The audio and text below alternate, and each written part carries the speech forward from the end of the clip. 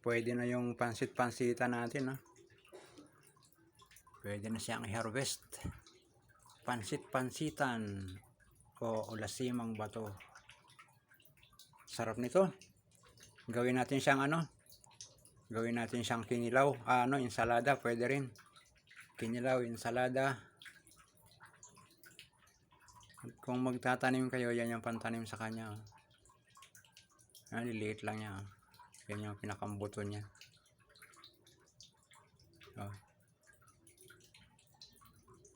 Ano lang katapat nito? Suka, paminta, bawang, sibuyas, luya. Ulam na.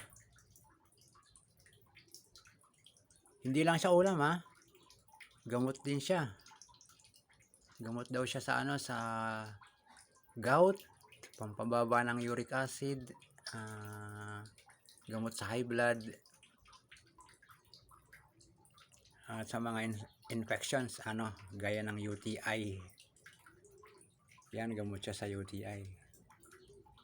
Di umano, ha? Di umano. Search nyo rin, i-google nyo rin para sigurado kayo. Sa YouTube, marami rin nag-upload nito. Panoorin nyo sa YouTube.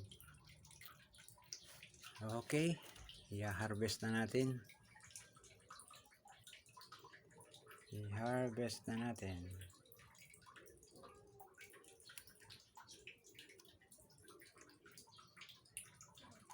Malambot lang siya.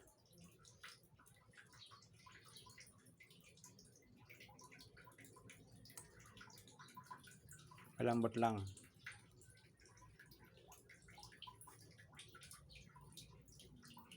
Kasi pag hindi mo siya hinarvest, na siya, malulusaw na siya.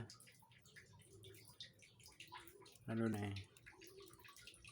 yung magulang na siya. Ayan. O lumiliit na yung mga dahon niya. Hindi gaya ng bagong sibol pa lamang. Ayan, malalaki siya. Matataba.